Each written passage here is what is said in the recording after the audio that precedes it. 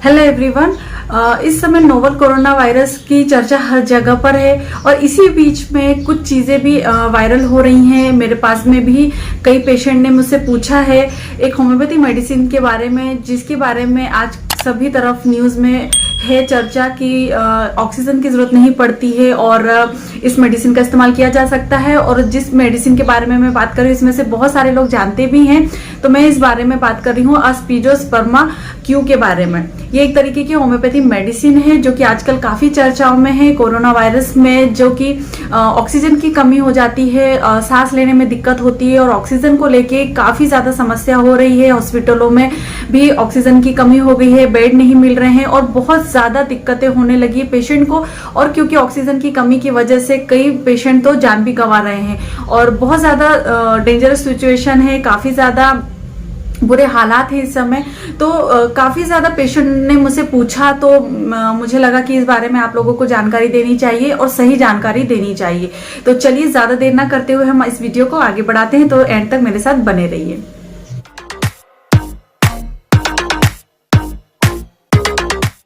तो देखिए friends, aspidosperma जो मेडिसिन है जो कि एक मदर टिंचर फॉर्म में आप ले सकते हैं और इसका काम होता है मस्तिष्क पे और फेफड़ों पे काम करना। जो भी हमारे लंग डिसऑर्डर होते हैं, जो भी ऐसी डिजीज होती हैं जो लंग्स को, हमारे फेफड़ों को अफेक्ट करती है, उसमें इसका बहुत अच्छा रोल होता है और काफी अच्छे इसके एक्शन होते हैं।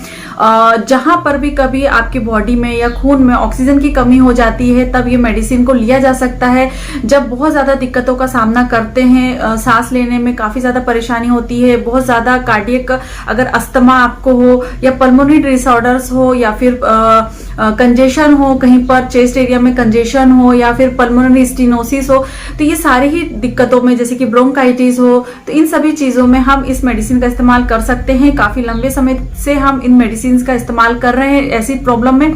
और आज के टाइम पे जैसे कि कहा जा रहा है कि सांस की लेने में अगर दिक्कत हो और ऑक्सीजन की कमी हो तो इस मेडिसिन को ले सकते हैं और ऑक्सीजन की जरूरत नहीं है। तो ये बात तो सही है, पर ये आधी अधूरी जानकारी है। इसके पहले मेरे वीडियो में मैंने कोरोना वायरस से रिलेटेड फियर साइकोसिस के बारे में वीडियो डाली हुई है और भी मैंने बहुत सारी बातें उस वीडियो में बताई है, तो आप जरूर उसको देखिएगा। मैं लिंक डिस्क्रिप्शन में दे दूंगी या फिर आपको आई बटन में बता दूंगी, तो आप उस वीडियो को जरूर देखिएगा।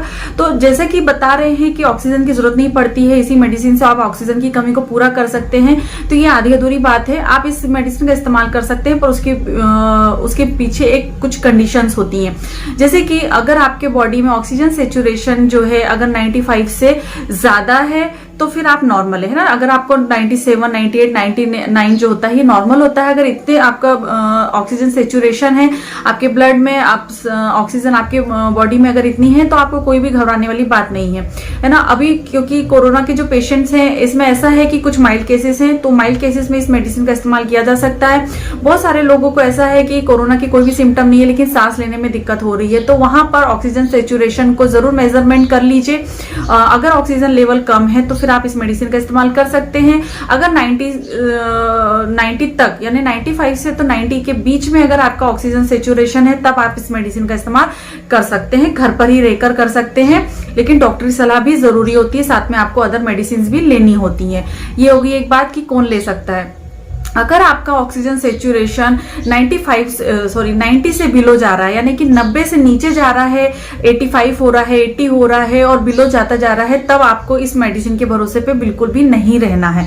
आपको उस समय इमरजेंसी ट्रीटमेंट की जरूरत है और क्रिटिकल कंडीशन की हो जाती है, तो वहां पे आपको क्रिटिकल केयर की जरूरत होती है। तो ऐसे में आपको हॉस्पिटलाइजेशन होना बहुत ज्यादा जरूरी होता है और उस समय आपको हॉस्पिटल में रह के ही ऑक्सीजन की पूर्ति की जा सकती है। तो सिर्फ इस मेडिसिन के भरोसे पे आपको नहीं रहना है। अगर आपका 95 से बिलो है और 90 से अबव है तब आप इस मेडिसिन का इस्तेमाल कर सकते हैं। डेफिनेटली आपकी ऑक्सीजन सेचुरेशन को सुधार करने में हेल्प करती है। तो ये होगी एक बात जो कि मिथ्य है कि आप कुछ भी नहीं करना है और आपको सिर्फ इस मेडिसिन का इस्तेमाल करना, तो ऐसा बिल्कुल नहीं है। आपको अदर मेडिसिन भी लेनी होती है ना। तो ये एक मैंने आपको जानकारी दी है जो कि आपको काफी हेल्पफुल होगी। और क्या होता है, आपको हमेशा आपके टेम्परेचर को, जैसे मैंने अपनी पिछली वीडियो में बताया कि आपको आपका टेम्परेचर हमेशा मेजर करते रहना है। आपका ऑक्सीजन सेचुरेशन जो कि पल्स ऑक्सीमीटर से आप ले सकते हैं वो भी आपको बराबर से ध्यान रखना है। साथ में आपको डाइट का भी आपको अच्छे तरीके से ख्याल रखना है। तो ये सारी बातों का ध्यान रख के आप आपके ऑक्सीजन लेवल को अच्छी तरीके से बढ़ा सकते हैं, आपकी इम्यूनिटी बढ़े ऐसी डाइट आपको लेनी है। अब बात कर लेते हैं स्पीडोस्पर्मा मेडिसिन के बारे में कि ये किस तरह से एक्ट करती है और क्या क्या आपको। जब भी कभी हम जैसे बहुत सारे लोग होते हैं जो सिगरेट पीते हैं तो कोई विषैले पदार्थ हमारे फेफड़ों में जमा हो जाते हैं या फिर निकोटिन के जो तार होते हैं वो जमा हो जाते हैं। अगर बहुत ज्यादा डस्ट हो उसकी वजह से अगर हमारे फेफड़ों में कहीं प्रॉब्लम हो गई हो या स्टेनोसिस हो गया हो, सूजन हो गई हो, और जो हमारे एल्विलाई होते हैं वहां पर अगर किसी तरीके की इन्फ्लेमेशन हो जाता है तो सांस लेने में दिक्कत होती है। तो ऐसी कंडीशन में आप इस मेडिसिन का इस्तेमाल कर सकते हैं। ये मेडिसिन हमारे ब्रेन में भी वर्क करती है, हमारे ब्रेन के केंद्र में भी जाके उस एक्शन दिखाती है जहां पर आपको सांस लेने में दिक्कत हो रही है, तो वहां पर ऐसा नहीं होता। ऑक्सीजन लेवल को बढ़ाने का काम करती है। इसी तरह से लंग्स के भी कुछ केंद्र बिंदु होते हैं जहां पर ये अपना एक्ट बहुत अच्छे से दिखाती है। जब भी कभी हमारे ब्लड में ऑक्सीजन की मात्रा कम होती है तो वहां पे कार्बन डाइऑक्साइड की मात्रा बढ़ जाती है, जो कि हमारे शरीर के लिए बिल्कुल भी अच्छी नहीं होती है। तो ये मेडिसिन जो है ओवरऑल आपके ऑक्सीजन सेचुरेशन को बढ़ाने का काम करती है। आपके मस्तिष्क में भी आपके जो पॉइंट्स होते हैं, जो वहां के जो कंपार्टमेंट होते हैं वहां पर एक्ट करती है जहां पर आपको ऐसा जहां से आपको दिक्कतें हो रही होती है। तो ये मेडिसिन बहुत अच्छी है, आपके ऑक्सीजन लेवल को भी बढ़ाने का काम करती है आपके ब्लड में, आपके फेफड़ों में। तो जहां कहीं पर भी सूजन है, इन्फ्लेमेशन है, तो वहां पर लंग कैपेसिटी जो है वो कम हो जाती है, तो उसकी लंग कैपेसिटी को बढ़ाने का काम करती है ये मेडिसिन। किन किन कंडीशनों में आप इस मेडिसिन का इस्तेमाल कर सकते हैं? तो सबसे पहले तो जब आपको सांस फूल रही हो, सांस लेने में काफी ज्यादा दिक्कतों का सामना करना पड़ता हो, थोड़ा सा भी चलने फिरने या दौड़ने में आपको बहुत ज्यादा लंबी लंबी सांसें लेनी पड़ती हो, तब आप इस मेडिसिन का इस्तेमाल कर सकते हैं। अगर आपके शरीर में ऑक्सीजन लेवल कम हो जाए, ऑक्सीजन सेचुरेशन जो है वो कम हो और कार्बन डाइऑक्साइड जो है आपकी बॉडी में इसकी मात्रा बढ़ जाए, तब आप इस मेडिसिन का इस्तेमाल कर सकते हैं। अगर आपके आर्टरीज में यानी कि आपकी धमनियों में कहीं पर भी कहीं ब्लॉकेज हो, वहां पर कहीं ऑब्स्ट्रक्शन हो, तो फिर इस मेडिसिन का इस्तेमाल आप कर सकते हैं। अगर आपको जैसे उम्र बढ़ती है तो उसके साथ ही साथ आपके दिल या हृदय में जो है कमजोरी हो जाती है, जिसकी वजह से आपको कार्डियक अस्थमा की प्रॉब्लम हो जाती है, तो ऐसी कंडीशन में भी इस मेडिसिन का इस्तेमाल किया जा सकता है। अस्थमा हो या फिर ब्रोंकाइटिस हो, प्लमोनरी स्टेनोसिस हो, तो या निमोनिया हो, ऐसी कंडीशन जहां पर आपका लंग इन्वॉल्वमेंट होता है, तो लंग्स में ओवरऑल जितनी भी बीमारियां या डिजीज होती हैं, डिसऑर्डर्स होते हैं, तो वहां पे बहुत अच्छा एक्ट करती है। तो ऐसी सारी कंडीशन जहां पर लंग इन्वॉल्वमेंट होता है वहां पे आप इस मेडिसिन का इस्तेमाल कर सकते हैं। जो एस्पिडोस्पर्मा जो मेडिसिन है, प्लांट किंगडम की मेडिसिन है और काफी अच्छे से ये वर्क करती है आपके बॉडी में। ये एक तरीके से डिजिटेलिस की तरह वर्क करती है आपकी बॉडी में। ऐसी कंडीशन में जहां पे बहुत ज्यादा सांस लेने में दिक्कतों का सामना करना पड़ता है, तो आप इस मेडिसिन का इस्तेमाल कर सकते हैं। तो इसको लेना कैसे है? तो जब भी कभी आपको बहुत ज्यादा दिक्कतें हो रही हैं, सांस लेने में बहुत ज्यादा दम लग रहा है, बहुत लंबी लंबी सांस लेनी पड़ रही है, चेस्ट में कंजेशन हो गया है, बहुत ज्यादा आपको तकलीफ हो रही है, तो ऐसी कंडीशन में आप ले सकते हैं। और अस्थमा की कंडीशन में भी आप इस मेडिसिन को ले सकते हैं। तो जब भी कभी ऐसी समस्याएं होती हैं तो इसका मदर टिंचर लेना है आपको। मैं स्क्रीन पे इमेज शो कर दूंगी, आप जरूर देख लीजिएगा कि किस तरीके से आपको लेना है। तो इसकी 15 से 20 बूंद आपको हल्के से गुनगुने पानी में लेना है और उसको मिलाकर अच्छे से दिन में 3 बार पीना है। अगर क्रिटिकल कंडीशन है, बहुत ज्यादा दिक्कत है, तो फिर आप हर 1 घंटे में भी इस मेडिसिन का इस्तेमाल कर सकते हैं। और जब स्टेबल हो जाती है आपकी समस्या, तो फिर आप इसका जो है दिन में 2 या 3 बार इसका सेवन कर सकते हैं।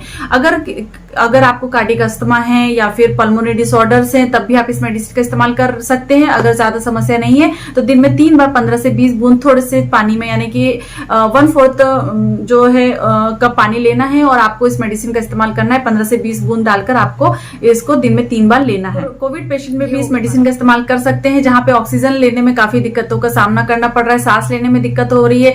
ऑक्सीजन सेचुरेशन अगर कम हो गया तो डेफिनेटली कर सकते हैं, लेकिन 90 से ऊपर होना चाहिए सेचुरेशन। अगर 90 से बिलो जा रहा है आपका ऑक्सीजन लेवल, तो बिल्कुल भी आपको इस मेडिसिन के भरोसे पे नहीं रहना है। अगर आपका 95 है या उससे थोड़ा सा बिलो है, 90 के अबव है, तो आप इस मेडिसिन का डेफिनेटली इस्तेमाल कर सकते हैं। और अगर आप माइल्ड कोविड पेशेंट है, जहां पे बिल्कुल भी सिम्टम नहीं है, तो आप घर पर रहकर, एकांत में रहकर अपने आप को क्वारंटाइन करके आप अपना ट्रीटमेंट कर सकते हैं। अच्छी डाइट लेकर, योगासन्स करके, मेडिटेशंस करके, जैसे कि मैंने पिछली वीडियो में भी बताया था कि ब्रीदिंग एक्सरसाइजेस भी काफी अच्छी होती होती हैं, जैसे कि प्राणायाम, अनुलोम विलोम, ये इन एक्सरसाइजेस का इस्तेमाल करके भी आपकी लंग कैपेसिटी को आप बढ़ा सकते हैं। तो ये भी जरूर करिए। स्टीम लेना भी काफी अच्छा होता है, तो स्टीम से भी आपकी लंग कैपेसिटी बढ़ती है। तो आप दिन में 2 बार सुबह और शाम स्टीम भी लीजिए, बहुत अच्छे इसके रिजल्ट होते हैं। आप उसमें कोई भी किसी भी तरीके की चीजें मिलाकर ले सकते हैं, प्लेन वाटर के साथ भी आप ले सकते हैं। तो इस तरीके से इस्तेमाल करना है। और बहुत ज्यादा ऐसा नहीं है कि अगर आप कोविड पॉजिटिव पेशेंट है तो ये नहीं है कि आप तुरंत भागें हॉस्पिटल की तरफ, ऐसा बिल्कुल नहीं है। अगर आपको माइल्ड सिम्टम है तो आप घर पर रहकर भी आपका इलाज कर सकते हैं। और बहुत ज्यादा अगर आप पैनिक होते हैं तो आपको और इम्यूनिटी पावर कम होता है, आपको ऑक्सीजन सेचुरेशन में भी आपको दिक्कतें हो सकती हैं, फ्लक्चुएट होता है, सांस लेने में दिक्कत हो सकती है। तो बिल्कुल भी पैनिक नहीं होना है, शांत रहकर अच्छी तरीके से आपको अपना ट्रीटमेंट करना है। अगर आप माइल्ड पेशेंट है तो आप घर पर ट्रीटमेंट कर सकते हैं, और बहुत ज्यादा सीवियर कंडीशन होने पर आप हॉस्पिटलाइज भी हो सकते हैं। तो होपफुली आपको आज का मेरा ये वीडियो पसंद आया होगा, जो कि स्पीडोस्पर्मा और ऑक्सीजन लेवल, ऑक्सीजन सेचुरेशन के बारे में था।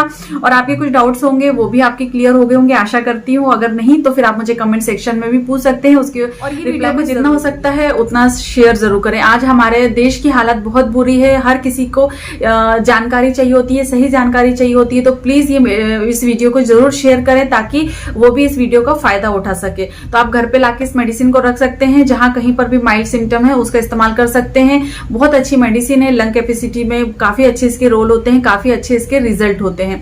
तो होपफुली आपको आज का मेरे वीडियो अच्छा लगा होगा। यदि अच्छा लगा है तो प्लीज लाइक और शेयर जरूर करिएगा।